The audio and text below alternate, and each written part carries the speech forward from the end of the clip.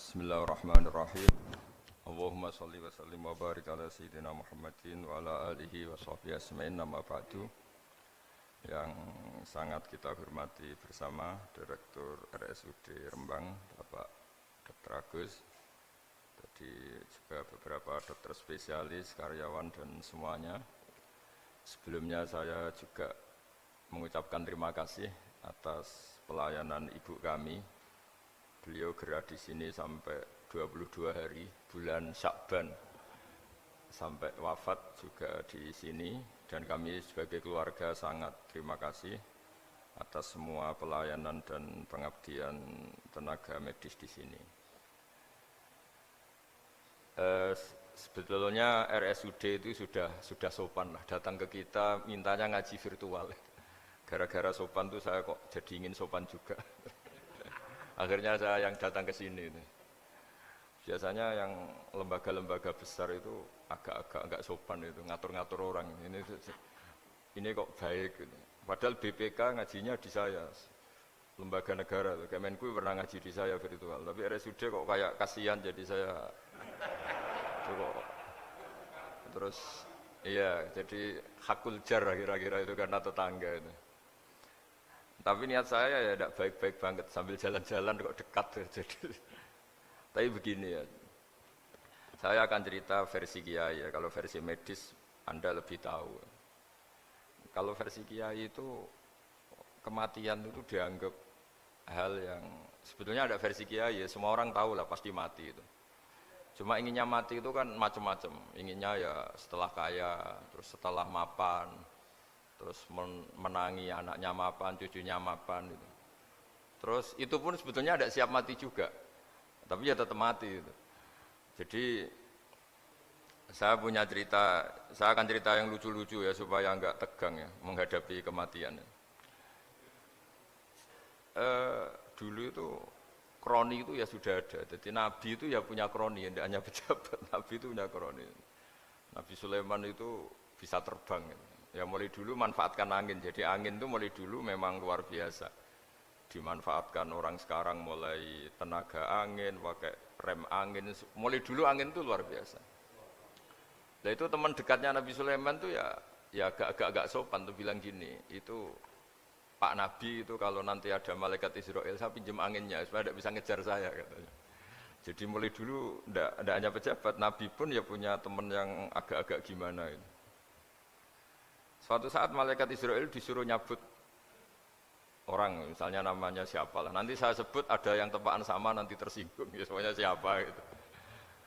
Yang jelas namanya ada Agus tidak Bambang karena bahasa Arab. Itu orang ini cabut di India. Nabi Sulaiman kira-kira ya di Palestina kira-kira itu. Si orang ini ternyata di dekat Nabi Sulaiman. Nah karena Nabi itu kan orang hebat lah, sehingga malaikat ya kadang silaturahim ke para nabi. Israel sendiri ya kadang-kadang silaturahim ke para nabi. Silaturahim yang paling enggak disukai ya silaturahimnya malaikat Israel. Datang ke Nabi Sulaiman, sebenarnya niatnya silaturahim. Ternyata ketemu orang itu, kaget malaikatnya. Waduh ini gimana ini? Kok saya disuruh nyabut di India, kok orangnya di Palestina. Nabi Sulaiman kira-kira di kawasan Palestina, di wilayah yang katanya Israel itu. Karena Palestina kita tahu kan, menurut pemerintahan Israel itu wilayah Israel, menurut Palestina pemerintahan apa? Palestina. Tapi Indonesia alhamdulillah sampai sekarang itu enggak mau atau tidak punya hubungan diplomatik dengan apa? Israel. Sehingga kita harus mengistilahkan Palestina untuk warga Indonesia. Kaget malaikat ini katanya disuruh nyabut di India kok ada di sini. Nah si kroni ini, si orang yang itu melihat malaikat Israel, entah kenapa kok dia bisa melihat itu, mungkin punya kekuatan tertentu karena dekat Nabi. Kaget dia, malaikat melihat dia karena janggal ya, disuruh nyabut di India kok orangnya di Palestina. Si orang ini melihat malaikat juga takut, malaikat itu punya hawa yang luar biasa. Akhirnya bilang ke Nabi Sulaiman, ya Nabi Allah tolong pinjemin saya angin untuk saat ini juga saya bisa terbang ke India. Dipinjemin sama Nabi Sulaiman. Akhirnya orang itu sampai ke India. Dikira angin itu sudah segala-galanya sampai India. Terus malaikat senyum, seneng dia. Wah ini sesuai protokol karena andai kan orang itu tetap di situ, malah malaikat gak berani ngambil karena prosedurnya harus ngambil di India.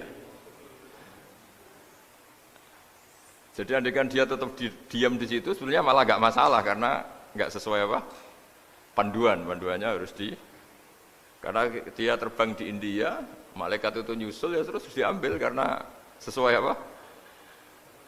Saya sesuai perintah harus memang diambil di India. Nah, kemudian saya kan memang dipesenin untuk memperkuat apa ya, nakes, teman-teman semuanya lah pasien. Tapi saya cerita dimulai dari yang seperti ini saya sengaja karena memang ya hidup itu seperti inilah. Pasti kita semua akan mengalami kematian. Cuma inginnya kita ya hidup itu ya sehat. Ya, terus kalau mati itu ya tidak punya utang karena berat nanti utang. Saya tidak tahu fikihnya itu. Kalau utang pribadi itu hisabnya berat. Kalau utangnya lembaga itu gimana itu? Dihitung salahnya direkturnya, dihitung salah karyawan yang minta naik apa? Gaji. Saya tidak tahu kayak utangnya Indonesia itu yang disalahkan itu menterinya apa presidennya, apa yang selalu mengajukan gaji 13. Tidak tahu itu karena di kitab tidak dibicarakan. Yang dibicarakan utang-utang apa? Pribadi ya. Kalau yang utang-utang lembaga negara itu nanti tak tanyakan malaikat auditornya ini gimana cara apa? Itu yang disalahkan menterinya, apa presidennya, apa direkturnya, apa pengajuan proposal itu. Nah singkat cerita itu kalau ngadepin kematian atau sebenarnya yang ngadepi kehidupan juga kita ini. Inna sholati wa nusuki wa mahyaya wa mamati lillahi rabbil alamin. Saya bicara ilmunya kiai. Misalnya si A itu sebenarnya sudah ditulis dia mati karena kecelakaan. Yang satu ditulis mati karena sepuh, karena tua. Itu. Yang satu mati karena tersedak, yang satu mati karena ngelindur. Mungkin yang satu mati karena tenggelam. Sehingga sebetulnya andaikan kita melihat Loh Mahfud, kita ini ya naif. Saya berkali-kali ngaji bilang, kadang kita ini takutnya sampai saking takutnya dari motor ngelamun. Gara-gara ngelamun gitu. Andaikan malaikat itu kok suka bully, tawain gitu. Kamu catatannya kecelakaan kok yang kamu takuti apa? Covid. Yang sejarah misalnya kita pernah hidup tanamkan kebencian sesama itu terus ke bawah. Anak cucu kita dikandani jogeman cocok wong iku musuhnya bapakmu, mbahmu itu. Sehingga anak cucu itu dendamnya diwariskan. Wong dendam kok dia apa? Wariskan.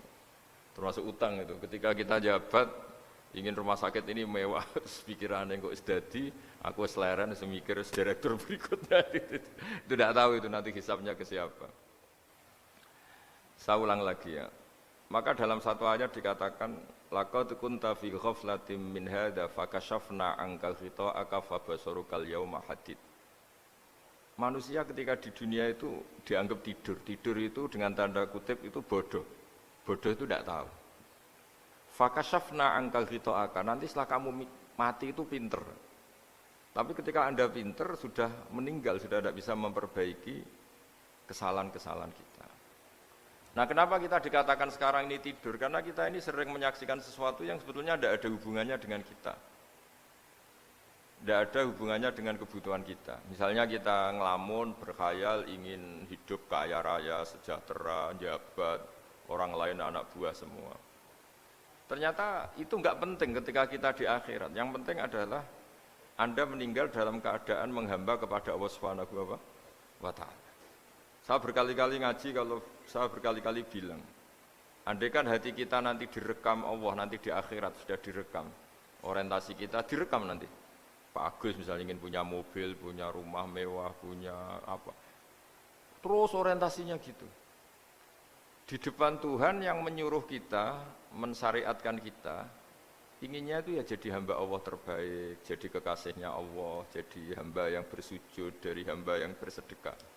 Jadi ini kan tidak sambung. Ada cita-cita versi Allah yang dianjurkan Allah, yaitu bercita-cita jadi hamba yang soleh, yang bermanfaat, yang memanfaati orang banyak. Kemudian ini ada cita-cita yang hadzun nafsi, ingin mapan, semua orang anak buah. Hal-hal seperti ini itu harus kita jaga, jangan sampai terjadi. Makanya di semua kitab, pertama mendahulukan bab niat-niat itu ya faman kana hijratuhu ilallah wa rasulih fa hijratuhu ilallah wa rasulih. Orang baik itu orang yang orientasinya itu menuju Allah Subhanahu wa taala. Lalu yang kurang baik adalah orang yang orientasinya itu ya harta, perempuan, pokoknya inginnya itu hal-hal yang kepentingan dirinya sendiri. Nah lalu kenapa kita kadang tidak tahu? Ya tidak tahu itu karena tadi kita kalau tidak wiridan itu tidak punya efek samping kan. Tapi kalau kamu nggak punya uang kan terus lemes. Karena ngerti itu terus uang itu penting, wiridan tidak penting. Nah dari kesimpulan itu sebenarnya kita menjadi bodoh. Karena menjadi bodoh ketika Anda meninggal ternyata uang ini nggak penting, wiridan ini penting. Tapi tahu kita terlambat setelah kita meninggal. Nah di sini saya ingin mengingatkan apapun kondisi kita yang jelas itu ingat selalu kepada Allah Subhanahu wa taala. Caranya ingat gimana? Kata Nabi, kamu bayangkan musibah yang lebih ekstrim, kamu akan tahu yang kamu alami itu ahwanu wa aisar, yang kamu alami itu ringan sekali. Ringan seringan-ringannya. Saya beri contoh ya, kalau Anda belajar, kalau dalam bahasa pondok itu falak, mungkin kalau bahasa umum itu apalah, ilmu apa. Misalnya orang ahli meteor, ahli apalah, ahli perbintangan. Ketakutannya pasti benda langit ini jatuh, kemudian menimpa bumi. Nanti kalau Anda ahli geologi itu takutnya bumi ini likuifaksi karena sumber daya alamnya sudah begitu dikeruk, dimanfaatkan. Nanti yang ahli teroris atau yang ahli ekstremis itu takutnya itu ada teroris. Yang ahli sosiologi takutnya Indonesia itu chaos. Kalau chaos ya saling bunuh, saling apa. Jadi semuanya ini ketakutan ini semuanya mengarah terhadap kematian. Kecelakaan lalu lintas ya menjadikan orang mati, likuifaksi kayak kemarin di Sulawesi ya iya, gunung meletus, gempa, tsunami. Nah ketakutan yang menjadikan kematian sebenarnya banyak. Kalau baru tsunami aja ya orang takutnya ke tsunami. Nanti kalau ada kematian gempa ya takutnya gempa. Kalau temanya COVID ya takutnya COVID. Terus kalau ada tetangga mati karena ngelindur ya baru gue ger nak turu hati-hati kok nak mati ngelindur. Jadi ya masalahnya kan kita tidak tahu, nggak tahunya itu ya tadi takutnya COVID ternyata catatannya itu mati kecelakaan, takutnya kecelakaan ternyata matinya itu ngelindur, kan kita tidak pernah tahu. Dari tidak pernah tahu itu kemudian agama datang dengan anjuran sudahlah kamu tawakal bahwa semua urusan kamu di tangan Allah Subhanahu wa taala. Inna sholati wa nusuki wa mahyaya wa mamati lillahi rabbil alamin la syarikalah. Yes, ibadah kita, sholat kita, hidup kita, mati kita semua di tangan Allah Subhanahu wa taala. Sehingga dengan berpikir begini ini melihat COVID itu ya kayak melihat potensi kematian yang lain kayak karena gempa, likuifaksi, kecelakaan, karena ngelindur, karena macam-macam. Kenapa saya membuat atau menyarankan ya supaya orang berpikir demikian, supaya bersyukur bahwa kita ini dihimpit, disekelilingi penyebab kematian tadi. Kalau kita ahli meteorologi mungkin takutnya itu asteroid jatuh, terus kemudian meteor jatuh yang nggak habis digesek oleh sistem alam, terus macam-macam. Yang ahli gempa juga takutnya gempa, yang ahli tsunami takutnya tsunami, yang ahli sosial takutnya Indonesia chaos, kemudian saling apa? Bunuh, saling apa dan sebagainya dan sebagainya. Nah dengan keadaan seperti ini kita ini baik sekali. Bukan sekedar baik, baik sekali. Kita tidak mengalami chaos sosial, kita tidak mengalami likuifaksi, kita tidak mengalami benturan benda langit di bumi kita. Karena itu sekali terjadi, bukan 1-2 lagi, tapi habis seluruh Indonesia, mungkin seluruh dunia. Nah di sini cara Allah membuat kita selalu bersyukur bahwa hal-hal itu tidak terjadi. Jadi ada sebuah ayat yang Allah selalu mengingatkan, a'amintum man fis sama ayakhsifa bikumul ardo fa idza hiya tamur. Kamu boleh sekali-kali berpikir Bumi ini justru potensinya itu likuifaksi, potensinya itu hancur karena di bawah itu ada magma, ada apa minyak, ada macam-macam. Ini kan di bawah ini kan ngerongkong cara Jawa itu karena diambilin terus. Piro-piro diambil ya ini ya ono masih bisa dipakai. Belum sistem bumi sendiri wafil arti kita mutajawirat, bumi sendiri itu berupa lempengan-lempengan. Setiap saat itu potensinya geser, sekali geser ya jadi gempa itu. Terus belum benda langit yang potensinya juga jatuh, sekali jatuh ya habis kita. Jadi yang kita ini dikepung sekian potensi yang bisa menghancurkan kita. Tapi nyatanya, mulai Nabi Adam sampai sekarang itu ada kehidupan, ada khayal. Sing Joko yang kepengen payu rabi, mungkin sing wis payu rabi ya mbah kepengen mbah raro. Macam-macam lah. Tapi yang jelas itu wong dikepung kematian kok ya khayalnya masih tinggi gitu. Lah enggak pernah ngayal ya orang yang utang ditagih itu, gak kober ngayal. Soalnya wedine tanggal kredit itu. Tapi ini saya cerita supaya orang Indonesia itu ngerti lah bahwa yang ngepung kita itu tidak hanya Covid. Banyak. Makanya orang Arab itu kalau ngendikan itu wa man lam yamut bisayfi mata bi khairihi ta'addadatil asbab wal maut wahidu. Karena orang Arab itu kan dulu Arab sebelum Islam itu kan satu kabilah nyerang kabilah yang lain. Wah itu kan harus butuh orang-orang tangguh karena dulu sistem rezekinya ya kayak sistem Indonesia dulu lah. Kerajaan ini nyerang ini supaya satu kerajaan punya eksistensi harus mengalahkan kerajaan yang lain. Bahkan cerita-cerita itu sama lah di Indonesia di mana-mana. Nah itu pemuda-pemuda yang gagah berani itu karena punya pegangan tadi. Wa man lam yamut bisayfi toh mata biwirihi. Kalau kamu tidak mati di medan perang ya tetap aja mati juga. Sehingga mereka kendel gitu kata cerita orang dulu. Ta'addadatil asbab wal maut wahidu. Sebab kematian bisa macam-macam, tapi kesimpulannya tetap saja namanya mati. Lalu Islam itu mengajarkan aksiru min dzikri hadhimil ladzat. Kamu harus banyak ingat mati. Tapi uniknya Islam itu menyuruh ingat mati itu disuruh justru semangat hidup. Karena kita butuh bekal itu. Jadi kalau kamu ingat mati itu jangan terus loyo, terus nunggu takdir mati itu enggak, malah disuruh semangat. Nah, tenaga medis semangat mengobati pasien, yang pasien juga semangat mensupport dirinya supaya punya keberanian hidup. Orang Jawa nunggoni anak, nunggoni putu. Kalau saya sebagai kiai ya nunggoni santri, nunggoni umat. Jadi ingat mati itu justru dengan cara mencintai hidup. Karena hidup ini adalah bekal kita untuk sanggup ketemu Allah Subhanahu wa taala. Kadang-kadang bekal itu mudah sekali. Ada orang nakal gara-gara minumin anjing yang baru haus, sama Allah dimaafkan. Ada orang yang pulang dari tempat kerjanya, ada duri di tengah jalan, disikirkan takut kena orang, diampuni Allah, akhirnya menjadi ahli apa? Surga. Ada orang yang kerja untuk orang tuanya, kemudian orang tuanya dicukupin menjadi ahli surga. Bahkan ada ahli surga itu ceritanya itu, tapi ini jangan dicoba. Ada orang sudah jelas niat, nyon sewu niat zina. Sudah tinggal itu terus mikir dia saat itu takut Allah gak jadi, barokahnya gak jadi langsung dia jadi ahli surga. Sarannya gak jadi loh ya. Tapi ya tidak usah dicoba.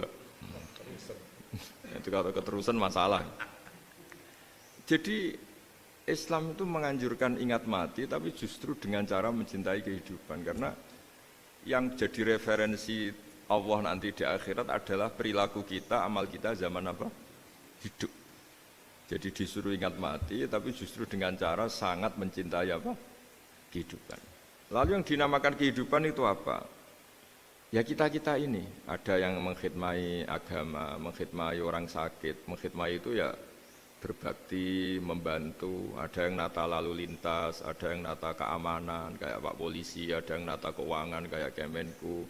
Macam-macam. Semuanya harus kita cintai, profesi-profesi yang oleh Islam dianjurkan untuk kita nekuni itu. Jadi saya mohon lewat cerita ini orang itu tidak fokus takut Covid. Kasihan Covid kan jadi tersangka pembunuh sendiri. Padahal di kampung-kampung orang lugu-lugu yang saking nggak ngertinya itu kalau dikasih sumbangan itu katanya itu salam neng Covid matur nuwun. Itu ribet kalau orang lugu-lugu itu. Dikira Covid itu satu makhluk atau manusia yang apa nyumbang itu. Jadi saya mohon semohon-mohonnya, minta seminta-mintanya sampean harus ngitung nikmat lah. Dengan sistem meteor seperti itu di langit tidak jatuh ke kita, sistem bumi yang sudah ngerongkong gini tidak likuifaksi. Terus di dunia ini banyak kimia, banyak racun. Itu kalau misalnya meledak kemudian dibawa angin, mungkin matinya lebih massal. Ternyata semua itu enggak terjadi. Artinya nikmat yang sekarang kita dapatkan, kita nikmati sekarang itu jauh lebih besar ketimbang ketakutan kita. Ini Islam selalu menganjurkan fadzkuru ala Allah la'allakum tuflihun. Selalu ingat sisi-sisi nikmatnya Allah.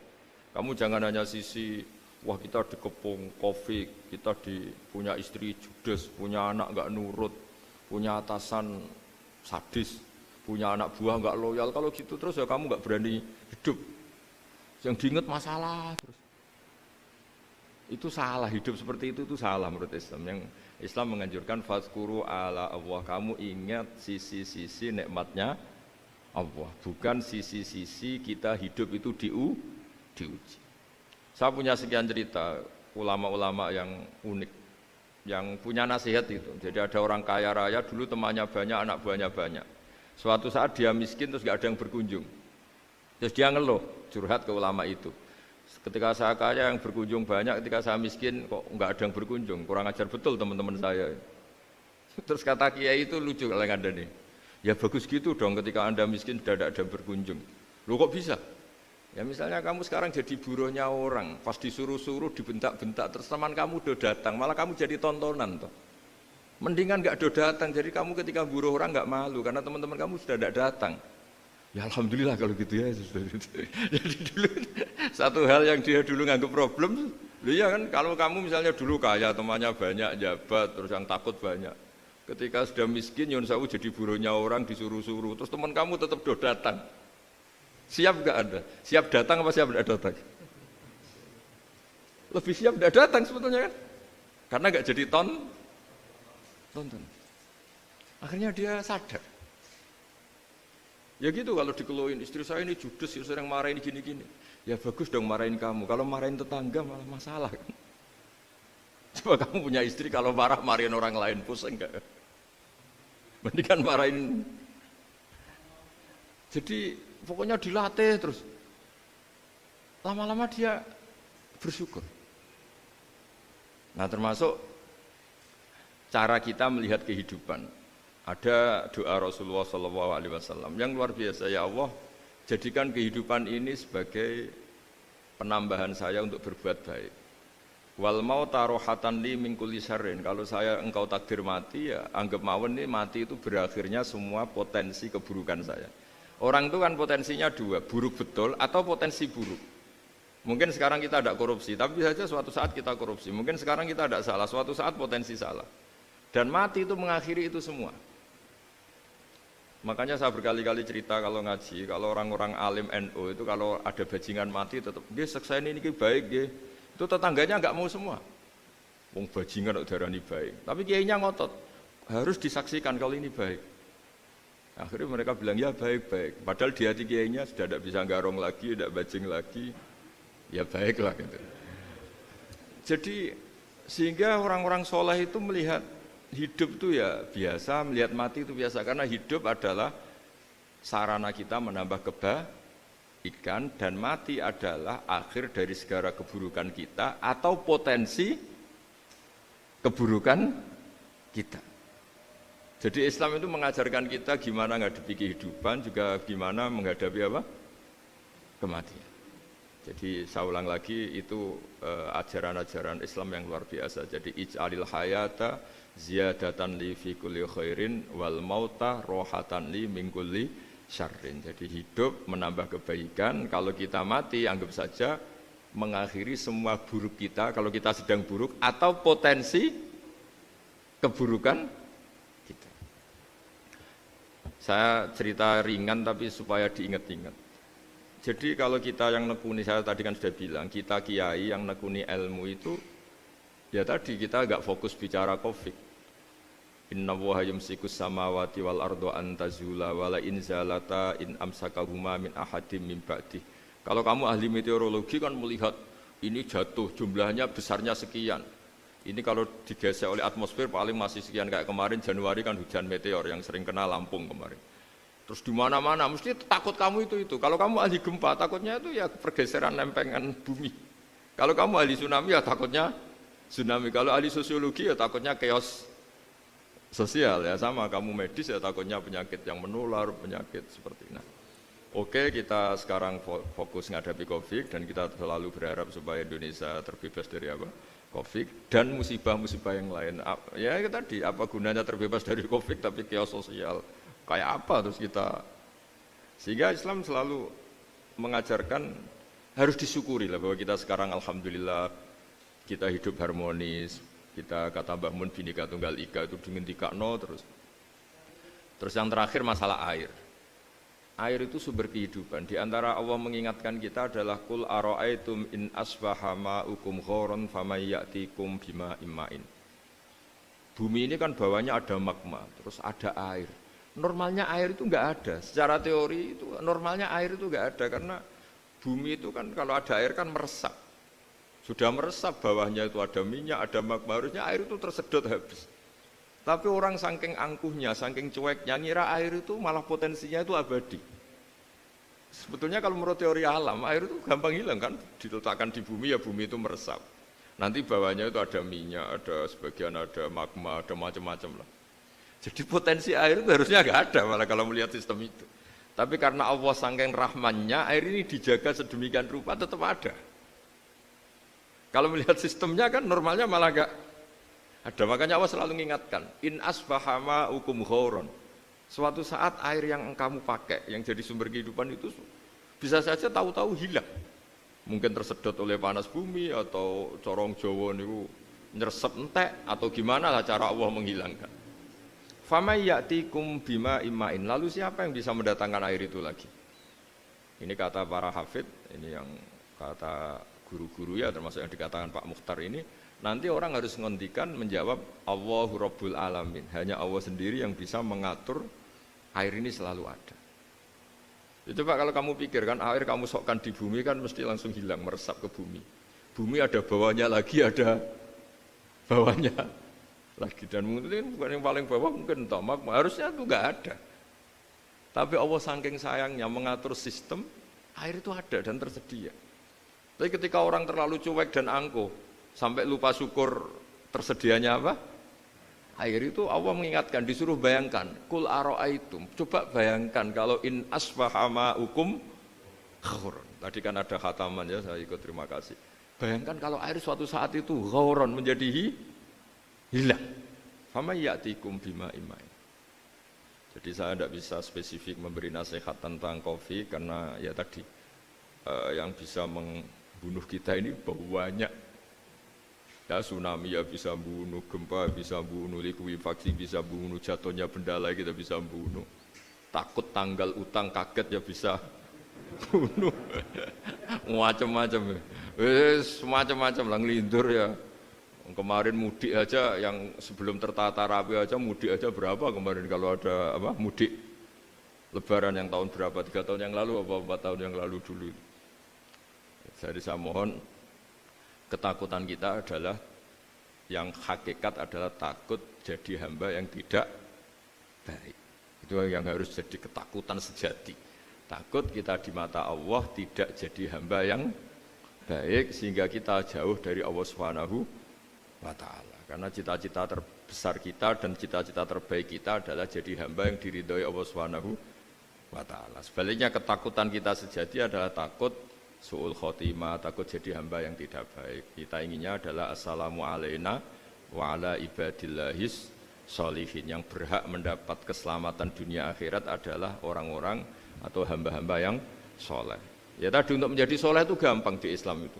Tenaga medis, nolong pasien ya ibadah, pasien husnudzon sama dokter ya ibadah, mengelola hidup, ingin hidup ya ibadah, anak ngurus istri, ngurus, pokoknya anak yang ngurus keluarganya juga ibadah. Semuanya itu di Islam itu asal tidak maksiat itu dianggap apa? Ibadah. Dan untuk orang menjadi kekasihnya Allah kayak tadi, ada orang yang karena ngerawat hewan dijadikan walinya Allah, menghilangkan apa duri atau pengganggu di jalan jadi kekasih Allah. Itu cerita-cerita itu semuanya ringan. Bahkan tadi ada yang cerita sekedar ingin maksiat dan tidak jadi. Dalam Islam itu kan gitu, orang merencanakan maksiat kemudian tidak jadi, itu ditulis pahala. Jadi gampang sekali untuk menjadi orang soleh dalam Islam. Kalau tidak bisa itu semua, kata Nabi, takufus syarroka anin nas fa innaha shadaqatun minka ala nafsik. Kalau tidak bisa berbuat baik sama orang lain, yang penting tidak mengganggu orang lain. Terus kan enak turu ning omah ngelamun, bengak-bengok dhewe aja banter-banter tapi. Nak bengok-bengok banter-banter kan ganggu tangga. Itu asal tidak ganggu orang lain, takufus syarroka anin nas. Kamu jangan sampai efek buruk kamu berakibat pada orang lain. Itu juga fa innaha shadaqatun minka ala nafsik, itu ya bagian dari sedekah kamu. Taruh saja misalnya kalau secara ilmu medis, misalnya kita ini kok dinyatakan positif COVID, secara ilmu medis nggak boleh ketemu orang lain, terus kamu diisolasi. Kamu niatin ketika diisolasi itu tidak menularkan bahaya kepada orang lain. Itu juga ibadah. Jadi ibadah itu gampang sekali, mudah sekali. Karena agama ini yuridu wa bikumul yusra wala yuridu bikumul usra. Agama ini mudah bukan sulit. Ya, mohon maaf tadi saya nggak bisa datang yang jam 11 karena saya tadi malam hormat di Jogja, acara 7 harinya Kiai Jatabek, tadi pagi baru datang. Tapi saya mohon pokoknya yang seneng ya, hidup itu yang seneng, diberi kesempatan hidup sampai sekarang itu yang seneng. Jangan karena teman kamu meninggal terus akan-akan ini teman saya meninggal, paling saya besok. Kok kamu tahu? Nyatanya besok hidup lagi, besoknya ya hidup lagi sampai sekarang ya masih hidup. Sudahlah, mensyukuri yang ada. Jadi sudah saya mohon, syukur itu penting. La in syakartum lazidanakum. Justru dengan kita syukur itu insya Allah segalanya akan tambah baik, tambah baik. Nggih, matur nuwun, ngapunten ingkang kathah. Assalamualaikum warahmatullahi wabarakatuh.